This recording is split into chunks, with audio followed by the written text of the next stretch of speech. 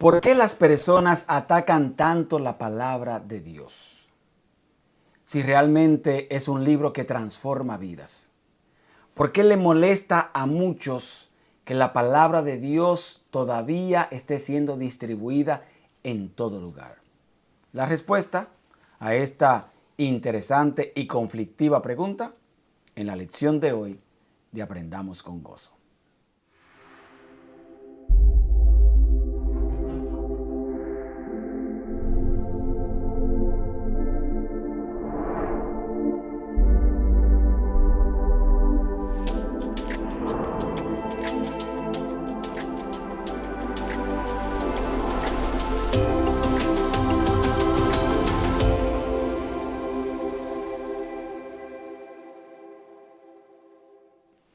Saludos, apreciados amigos de Dios. Arnaldo Cruz, con mucho gozo, alegría, entusiasmo y satisfacción. Les saludamos en el nombre de Cristo Jesús, agradeciendo como siempre su sintonía con nosotros y gracias, porque gracias a ti estamos llegando a mucha gente. Personas bautistas, pentecostales, testigos de Jehová, mormones, luteranos, católicos, adventistas están recibiendo nuestra lección y nos escriben constantemente agradeciendo por la forma clara, sencilla y práctica que compartimos estas lecciones de vida. De todo corazón lo hacemos con mucho gozo y esperamos que cada día se puedan unir más a esta linda familia virtual de nuestra gran familia de Aprendamos con Gozo. Pastor Valerio, bienvenido una vez más junto conmigo a la lección de hoy. Gracias. Siempre es un privilegio, lo menciono, compartir esta lección y también con ustedes que siempre se conectan para recibir la bendición del Señor. Dice el libro de Isaías capítulo 40 versículo 8. Se seca la hierba, se cae la flor, pero la palabra de nuestro Dios permanece para siempre. Este texto bíblico de Isaías 48 le molesta a la gente. Sí. Ay, ¿por qué? Que, mira, es interesante. Nosotros estuvimos haciendo un viaje y cuando íbamos para el viaje tuvimos que quedarnos en un motel en el camino. Y entonces, ubicando las cosas en las gavetas, cuando abrimos la gaveta, mi hermano, una Biblia. Así que la gente que va a los moteles con otra mujer que no es la suya, Abra la gaveta. Abra la gaveta. que ahí lo están esperando para que abra la gaveta y devuelva la gaveta que usted se llevó con la mujer ahí, ¿verdad? De otro. Así que hasta ahí encontramos la palabra de Dios. Eso significa que durante siglos, décadas, la gente ha tratado de enterrar la Biblia. Y hoy en la lección de esta semana vamos a estar compartiendo juntos 5 razones, ¿verdad? O 5, vamos a llamarlo no razones, vamos a llamarlo evidencias de por qué la Biblia permanece y por qué la gente ha querido desaparecer la Biblia. Y lo lindo de todo esto, se lo vamos a dar la buena noticia comenzando. Por más intentos que han hecho, mire mi hermano, eso es como echarle abono. Sí.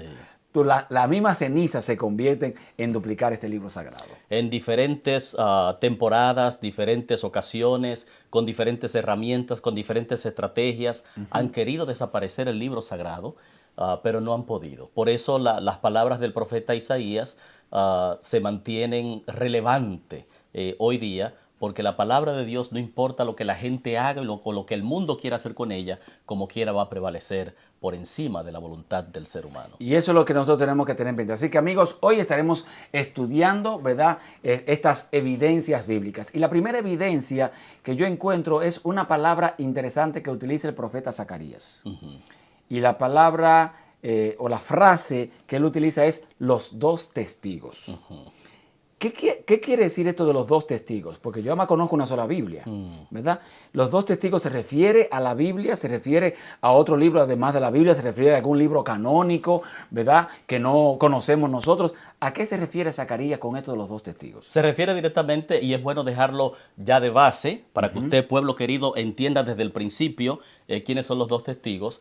La palabra de Dios es mencionada como los 2 testigos en el libro de Apocalipsis, en el capítulo 11, y también en relación con las imágenes que utiliza Apocalipsis 11, lo usa también Zacarías en el capítulo 4, el verso 14, también en los versos 2 y 6. donde usa la imagen directamente que utiliza Apocalipsis 11 de los dos testigos, dando a conocer directamente que el aceite, el candelabro, los dos candelabros, el aceite que tiene, valga el énfasis o la redundancia, y significa la lámpara que alumbra el camino, que viene siendo la Sagrada Escritura, como dice Salmo 119, 105. De modo que de por sí dejamos sentado que los dos testigos de los cuales habla Apocalipsis capítulo 11 y menciona también Zacarías capítulo 4, verso 14 y el verso 2 y el verso 6, se está refiriendo a la palabra de Dios, el Antiguo y el Nuevo Testamento. O sea, estamos hablando que los dos testigos entonces es el Antiguo Testamento y el Nuevo Testamento. Correcto, Okay. correcto. Bueno, tomando eso como referencia, de que ya hemos aclarado quiénes son los dos testigos, hay un detalle que a mí me llama la atención, especialmente con diferentes denominaciones religiosas. Y es que yo noto un énfasis en algunas en lo que es lo que está en el Antiguo Testamento. Pero entonces luego veo otro grupo de denominaciones religiosas, no de personas solamente, sino de denominaciones religiosas, que le dan énfasis solamente al Nuevo Testamento. Pero ahora al tú mencionar, ¿verdad?, esa referencia a Apocalipsis, mencionar la referencia que hace Zacarías del capítulo 4, versículo 14, está diciendo que los dos testigos son vigentes. Estamos hablando que un testigo es el Antiguo Testamento y el otro testigo es el Nuevo Testamento. Correcto. Entonces, miremos esto. Vamos a irnos un poquito más atrás. Okay. ¿Qué es un testigo? Vamos a suponer, a ti te robaron la cartera, entrando a un centro comercial. Ahí te agarró un muchacho, te puso una pistola en la espalda y dice, deme todo lo que usted tenga adentro. Sin saber que la cartera tuya lo que tiene papel y recibo, pero está bien. No mencionemos eso, no mencionemos de la frustración del ladrón, ¿verdad? Pero te roban la cartera. Sí, sí. Y al robarte la cartera, entonces alguien vio a la persona que te robó. Se dio cuenta que era de un grupo étnico, se dio cuenta de la altura que tenía, se dio cuenta hasta del tipo de arma que tenía y dónde fue, en qué esquina fue que te puso para poderte secuestrar y cómo tú reaccionaste ante el secuestro. ¿Por qué es importante para la solución de tu problema ese testigo? Bueno, es importante porque tiene las evidencias, fue testigo ocular de los hechos, de lo que sucedió, y puede entonces testificar con los detalles del caso y del evento de cómo sucedió a mi favor. Me debe entender, puede identificar el atracador y presentar los detalles específicos que ocurrieron en el lugar de los hechos. Y por eso es importante porque, por ejemplo, en la Biblia, cuando se utiliza, especialmente en Apocalipsis, en el capítulo 11, cuando utiliza la palabra de testigo, tiene la misma raíz que se utiliza en San Juan capítulo 5, verso 39, y también en San Mateo capítulo 24, verso 14. Donde habla que el evangelio será predicado por testimonio a todas las naciones. Y en San Juan 5:39 Jesús dice, ellas son mis testigos, ellas son las que dan testimonio de mí. La misma palabra martur que se utiliza en Apocalipsis 11 se utiliza en estos textos también. Y nosotros pensamos y decimos, bueno, entonces cuando leemos la Biblia, lo que leemos es un récord de historias y de la vida de muchas personas que aprendieron a caminar con Dios, que aprendieron a guiarse por los principios divinos. Y allí tenemos el récord escrito allí de todo eso. Entonces, cuando yo leo la vida, por ejemplo, de Elías, veo cómo Dios transformó su vida, cómo Dios guió su vida. Esa experiencia me sirve a mí para confiar y creer en el Dios en el cual Elías creyó también. Y así sucesivamente todos los patriarcas, los profetas, aún los discípulos que tuvieron con Jesús allí, nos ayudan a nosotros a construir nuestra experiencia con Dios. Y cuando Jesús habló de las Escrituras en San Juan 5:39, el Nuevo Testamento todavía no había sido escrito. Por lo tanto, se está refiriendo al Antiguo Testamento.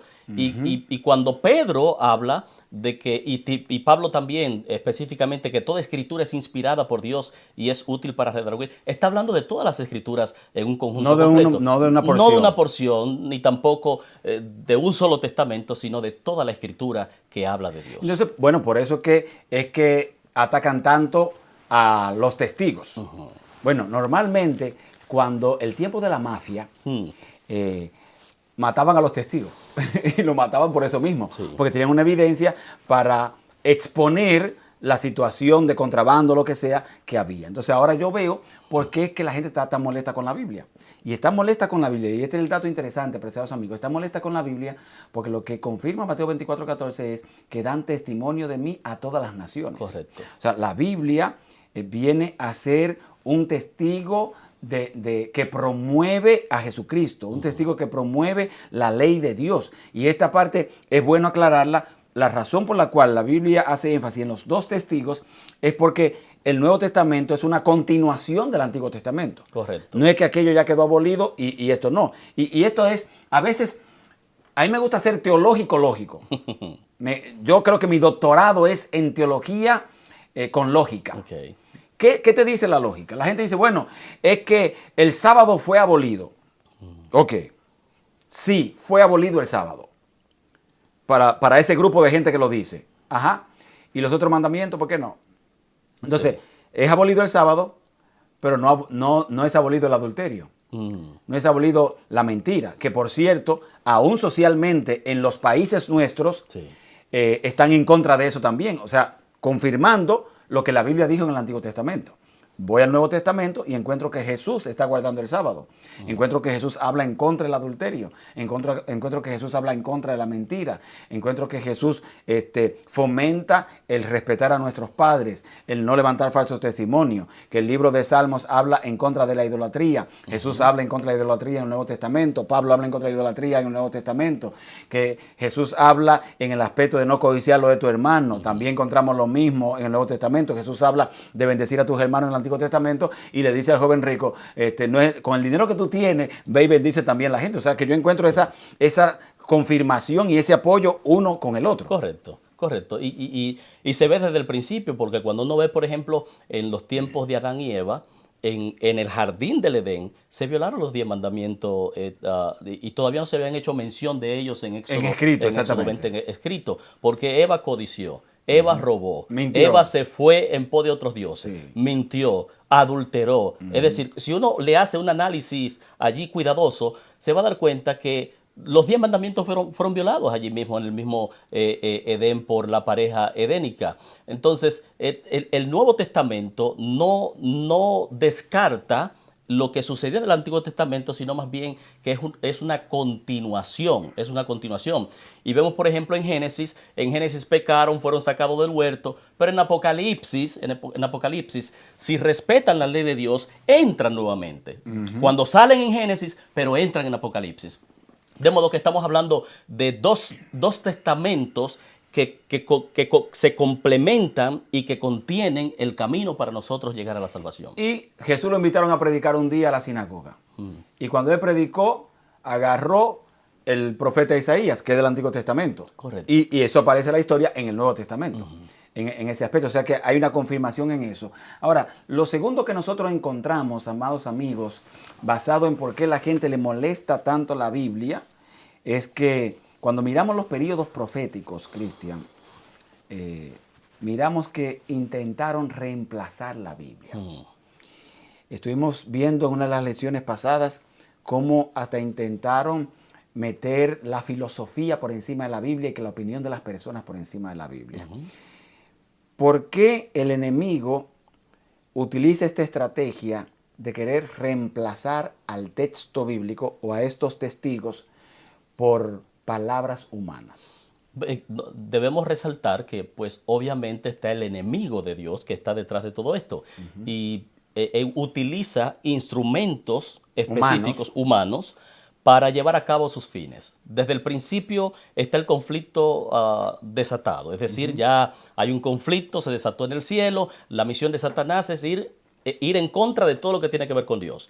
Por eso inventa creencias, doctrinas, enseñanzas, o hace que se levanten instituciones o ciertas denominaciones aún en contra de lo que dice la palabra del Señor. Y es interesante que menciones eso porque es como si él tuviese el ministerio de la sustitución. Correcto. O sea, correcto. Dios tiene su día, el diablo tiene su día. Exacto. Dios tiene su música, el diablo tiene su música. Tú notas que él siempre anda buscando lo que Dios tiene para sustituir eso. Dios quiere que seamos imagen de él, el diablo ahora quiere eliminar la imagen de Dios para que asumamos la imagen de él. Correcto. Entonces ese es el dilema. Y por eso a través de los años y a través de la historia del libro sagrado, de la palabra de Dios, se han levantado naciones a quien el enemigo ha utilizado con el propósito de desaparecer la Biblia, desaparecer la ley de Dios en la palabra de Dios y desaparecer los principios establecidos por la palabra de Dios para regir a la humanidad en una vida santa y agradable delante de Dios. ¿Cómo nosotros encontramos eso en el periodo profético? O sea, el periodo profético, la gente piensa solamente, cuando escucha la palabra profecía, piensa en eventos futuros. Pero ¿cómo miramos nosotros en los eventos del pasado, ¿verdad? Ese concepto profético, esa dinámica del enemigo de querer sustituir, viendo la cronología profética en los dos testigos? Sí, en el mismo Apocalipsis, allí mismo menciona dentro del contexto de los dos testigos, habla de 42 meses, en Apocalipsis 12 habla de 1260 días, en Daniel 7:25 habla de tiempos y la mitad de un tiempo, y los tres periodos equivalen directamente a un mismo periodo, 1260 años. El número 14 habla directamente de los días por año, de un día por año. Ezequiel 4:6 también, de modo que el método de interpretación de día profético es día por año. Cuando dice 1260 días, son 1260 años. Correcto, los 3 años y medio son 1260 también, los 42 meses multiplicado por 30, que es el calendario judío, son 1260 también. Entonces, ¿pero qué quiere decir con ese cuando la gente escucha el número 1260? ¿Cómo esos 1260 días que se convierten en años afecta a los dos testigos que ya la gente ha escuchado, que estamos diciendo que es el Antiguo Testamento y el Nuevo Testamento? Allí viene lo que dice Daniel capítulo 7, verso 25, que el cuerno pequeño iba a surgir. Daniel 7 habla de 4 bestias que iban a controlar el mundo. La primera bestia era un león, representaba a Babilonia. La segunda bestia era el oso, representaba otro reino medo-persa. La tercera era el leopardo, que representaba a Grecia. Y la cuarta bestia representaba a Roma. Pero en la cabeza tenía 10 cuernos que representaban 10 naciones bárbaras que iban a tener control y que iban a dominar. Pero dentro de esos 10 cuernos resalta había un cuernito pequeño. Y entonces ese cuernito pequeño, que era diferente de los demás cuernos, dice el texto, iba a derribar a 3 de ellos, específicamente porque no estaban de acuerdo con su filosofía, con sus enseñanzas, con su forma de dirigir o lo que quería implementar.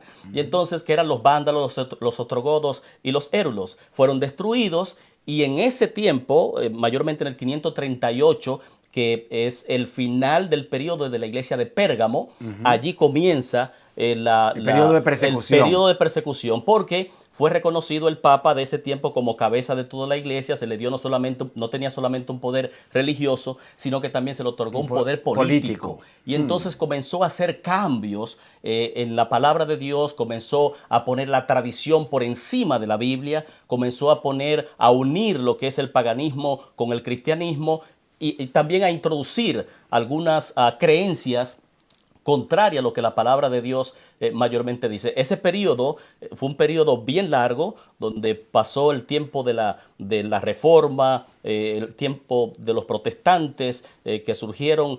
Fue que hubo todas las masacres que conocemos en la historia. Correcto. Y fue un tiempo muy prolongado que llegó hasta el 1798, cuando Napoleón mandó a su general Berthier para que agarrar al Papa preso, se lo llevó preso a Roma y allí murió. Apocalipsis más adelante dice que se le dio como una herida de muerte en una de sus cabezas. Porque las cabezas y los reinos, y las bestias, simbolizan reino, como dice también el libro de Daniel. Por eso que entonces encontramos nosotros que dice que los dos testigos se vistieron de silicio, porque estamos hablando de que hubo muerte por los dos testigos, ¿verdad? Por la gente que se mantenía de parte de Dios en el contexto bíblico, y quedó por 1260 años sin tener la Biblia a la mano. Imagínate tú, si nosotros con la Biblia, señores, escucha, si nosotros con la Biblia todavía andamos tropezando en la vida, aún leyendo el texto bíblico, imagínate lo que experimentó la gente en estos 1260 años sin tener a su alcance el libro sagrado, la palabra de Dios. Ahora, intentaron reemplazarla, ¿verdad? Con tradiciones y todo eso. Pero el tercer intento que yo veo que ellos hacen es que intentaron entonces quemar la Biblia. Porque dice, bueno, Si no pudimos reemplazarla, ahora vamos a tratar de eliminarla por completo. Sí. ¿Verdad? Y hacen esos intentos de quemar la Biblia. Una de las cosas que me llamó la atención y que no me había dado cuenta, cuando hablamos de la Revolución Francesa, ¿verdad? Que esto estamos hablando de 1798. 1789 89 en adelante. Correcto. Entonces encontramos que ellos no sabían que era un pueblo tan ateo, ¿verdad? Y ellos entonces lo que hacen es que en toda Francia, ¿verdad? Ponen a una diosa como la diosa del país ya a nivel legal y político. Y entonces comienzan a celebrar lo que ellos le llamaban el Festival de la Razón. Déjenme tomarme una pausa. Apreciados amigos del gozo, nosotros nunca vamos a tener la razón. No hay forma de nosotros reconocer que es con mi fuerza, que es con mi conocimiento. Nosotros nunca vamos a poder estar por encima de la palabra de Dios. Cada vez que el ser humano quiere poner en alto su razón, la Biblia, la vida y las circunstancias nos demuestran que estamos equivocados. Por eso es importante que nosotros podamos poner en alto la palabra de Dios. Y aunque en Francia, Cristian, la quemaron. Quemaron la Biblia. La quemaron la Biblia. Y no solamente la quemaron, ellos declararon por decreto que Dios no existía. Y eso cuando el ser humano llega a ese límite, la cosa es preocupante. O sea, Dios está con nosotros. Él te dice, mira, yo voy a estar contigo en el valle de sombra, en el valle de muerte, yo te voy a apoyar, yo no te voy a dejar solo, yo te voy a acompañar. Si te metes en el agua, voy contigo. Si te metes en el fuego, yo voy contigo. Y el Señor lo confirma. Sí. Pero en el momento que tú dices, Dios no existe, y yo saco a Dios de la ecuación, Dios se sale. A mí siempre me llamó la atención, ¿por qué Dios le dijo a los discípulos, cuando lo mandó de 2 en 2, vayan a las casas? Si le abren la puerta, entren. Si no le abren, sacúdanse los pies y sigan por ahí mismo. Sí. Entonces, ya la gente no va a tener ninguna excusa de decir, no, yo no le di la oportunidad, el Señor nunca ha venido a mi casa. No, yo fui a tu casa. Sí. Lo que a mí me molestó con Marta, cuando le dijo al Señor en Juan capítulo 11, en el versículo 21, si tú hubiese estado aquí, mi hermano no se muere. Lo que me molestó no fue lo que ella dijo, porque es verdad que si él hubiese estado ahí, Lázaro no se muere. Lo que me molestó fue que Jesús fue a la casa de ella y ella pues está viendo la novela del Chapo. ¿Me entiendes? No le prestó atención al Señor. Entonces, esta gente ahora declara que Dios no existe, queman la Biblia, y yo te voy a decir una cosa, no critiquemos a los franceses solamente. Porque aquí en Estados Unidos estamos sacando la oración de las escuelas públicas. Sí, hace tiempo ya que se comenzó eso. Estamos sacando a Dios de la escuela, que no se puede hablar de Dios de la escuela, que ellos están votando leyes para hablar mejor de identidad de género y no de Dios. Pero entonces se iban preguntando, ¿por qué un niño de 12 años, de 13 años, agarra una pistola y mata a 11 en la escuela? Pero ¿cómo no lo va a hacer si ya Dios no hay un respeto hacia Dios, si ya no hay un conocimiento de Dios? ¿Cómo nosotros queremos que nuestros hijos se mantengan en la iglesia cuando nosotros somos los que le entregamos el iPad por la mañana para que ellos estén siendo doctrinados por el enemigo de las almas con un contenido en redes sociales que no tiene nada que ver con Dios? Sí. Entonces, no podemos nosotros pensar que el mundo va a mejorar, que las cosas van a ser diferentes cuando ya yo he declarado en mi vida, en mi casa, en mi trabajo, con mis acciones y aún con leyes políticas, que Dios no existe. Así es, así es. Y lamentablemente es algo que nosotros estamos viviendo hoy día. Y podemos saber que a pesar, pueblo querido, ustedes que están con nosotros allí, a pesar del tiempo, es decir, a pesar del tiempo que ha transcurrido desde que la Biblia se ha puesto en nuestras manos, han querido destruirla, han querido desaparecerla, han querido cambiar sus principios, pero aún la Biblia prevalece. Y hoy día nosotros estamos viviendo en un tiempo donde la cultura está tratando de imponerse sobre los principios bíblicos. Pero lamentablemente la Biblia va a prevalecer, no importa lo que el hombre se invente en el proceso o en el camino. La Biblia seguirá siendo la palabra de Dios transformando vidas. Bendito sea el Señor. ¿Sabe? Lo que me alegra a mí del siguiente paso o la siguiente razón por la cual la Biblia todavía la gente la pelea, pero se permanece, aparece en Apocalipsis 11:11. Dice Apocalipsis 11:11, que es un texto profético. Dice, después de 3 días y medio, entró en ellos el espíritu de vida enviado por Dios y se levantaron sobre sus pies y cayó gran temor sobre los que lo vieron. Está confirmando allí, tú sabes que Francia se hizo ateo, ¿verdad? Especialmente la fecha específica fue 26 de noviembre de 1793, cuando se emitió un decreto donde París abolió la religión. Sí. Y durante 3 años y medio, ateo completo. Templo de la razón. Templo de la razón. Ya no eran templo cristiano, eran No, templo de la razón. Sí. Y aquí lo que usted diga, vale. Cuando realmente, al final de cuentas, no vale nada. El 17 de junio de 1797, o sea, 3 años y medio después, y eso me gusta de la Biblia. La Biblia, mire, es ahí, rayita. Sí. Señores, confíen en la Biblia plenamente. Amén. Cuando la Biblia dice, mira, es en este momento, va a ser en este momento, es a la hora de Dios. Dios ni se retrasa ni se adelanta. Dios siempre llega en el momento preciso. Y por eso, confirmando Apocalipsis 11:11, en el 1797, 3 años y medio después, entonces el gobierno francés eliminó las restricciones religiosas que habían impuesto en el 1793. Y ahí comienza a surgir de una forma maravillosa. Pero era como que se estaban preparando. Sí, un deseo impresionante. Le dieron con ganas eso. Eran como los presos que estaban locos por ver la luz. Y en el momento que se le dio la libertad, ya no encontraban ni si era que iban a visitar a la mamá o al papá o al tío, o si iban a la tienda. Era una alegría y una emoción impresionante cuando se dio esa oportunidad y ese privilegio de poder nuevamente predicar el evangelio y abrir la palabra de Dios como debía ser abierta en ese tiempo. Por eso lo que nos confirma entonces Apocalipsis 11:11 es el cuarto paso, y es que la Biblia o los 2 testigos se levantaron de las cenizas. Amén.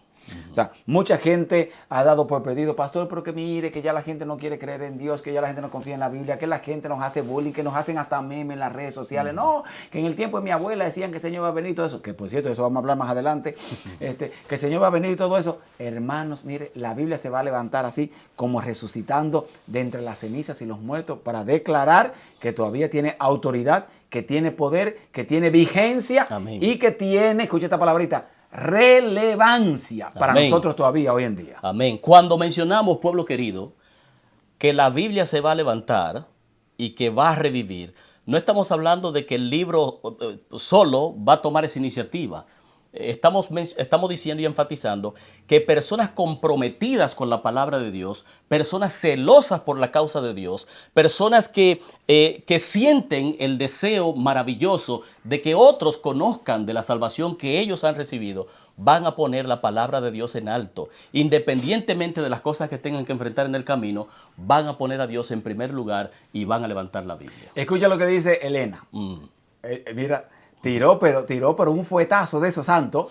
Conflicto en los siglos, página 332. Una frase corta, contundente, pero poderosa. Dice la doña: la Biblia es un yunque sobre el cual se han gastado muchos martillos. Amén. Dígalo, doña, dígalo. Mire, mi hermano, no hay martillo que pueda contra la palabra del Señor.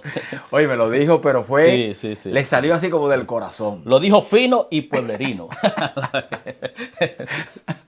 La Biblia es un yunque sobre el cual se han gastado muchos martillos. Así que si tú eres un martillo de eso que nos está escuchando, trata de no gastarte. Busca otro ministerio. Sí, porque no, la Biblia no. Sí. Entonces, nuestra recomendación es que seamos fieles a la Biblia y no que tratemos de cambiar los principios bíblicos a los caprichos nuestros personales. Por eso la Biblia puede ser atacada o suprimida, pero gracias a Dios nunca será erradicada. Así es. Y lo lindo del cierre de esta lección, de estos 5 pasos, ¿verdad? ¿Por qué la gente está tan molesta con la Biblia y todo eso? Le voy a decir cuál es la molestia principal de ellos. La molestia principal es que la Biblia triunfó. Amén. Y la Biblia triunfó no para levantarse solamente con un orgullo de decir, sí, yo permanezco para siempre, solamente cumpliendo lo que dice el texto bíblico. Triunfó para que tú y yo triunfemos. La Biblia se levantó para recordarnos que nosotros también podemos levantarnos en nuestras cenizas, para recordarnos que nosotros también podemos mantener la esperanza en la fe, que no importa la gente que quiera hacernos la vida imposible. Mire, esa señora que me escribió en estos días de que una mujer que le quiere quitar el marido suyo y que le puso de que una botella de que con cosas de gallina prieta, y que yo qué pluma de gallina prieta. Doña, mire, tranquila, que no hay pluma que valga. Este martillo no va a dañar tu matrimonio, porque la Biblia se levantó para recordarte que quien protege tu relación y tu matrimonio se llama Cristo Jesús. Está el Salmo 91 para usted. El que habite el abrigo del Altísimo morará bajo la sombra del Omnipotente. Habitar el abrigo del Altísimo es estar en la palabra del Señor, aferrarse a la palabra del Señor y a las promesas del Señor, y olvídese de saeta que vuele en la noche, olvídese de plaga que caiga por allí o que le envíen. Si usted está en Cristo, como dice Pablo en Romanos capítulo 8, si Dios es con nosotros, si Dios está en mí, si Dios es mi fortaleza, ¿quién contra nosotros? Bendito sea el Señor. Alabado sea el Señor. Señores, nosotros cerramos diciéndole esto. Jesús gana, el diablo pierde. La palabra de Dios permanece, no permanecerá, permanece para siempre. Nosotros queremos invitarte a que tú también confíes en la palabra de Dios, que puedas poner tu fe en la palabra de Dios, que puedas recordar por qué la gente está tan molesta con los dos testigos. Está molesta con los dos testigos porque el Nuevo Testamento y el Antiguo Testamento todavía sigue vigente. Está molesta con los dos testigos porque intentaron reemplazarlo. Estaban molestos con los dos testigos porque intentaron hasta quemarla. Estaban molestos con los dos testigos porque se levantó de las cenizas, y estaban molestas con los dos testigos. Están todavía porque Jehová ganó y el diablo perdió. Amén. Escribe tú en los comentarios esta frase: Jesús ganó.